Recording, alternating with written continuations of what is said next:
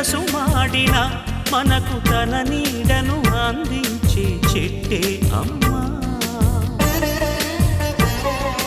చారెడు నీళ్ళైన తాను దాచుకోక జగతికి సర్వస్వం అర్పించే మబ్బే అమ్మా.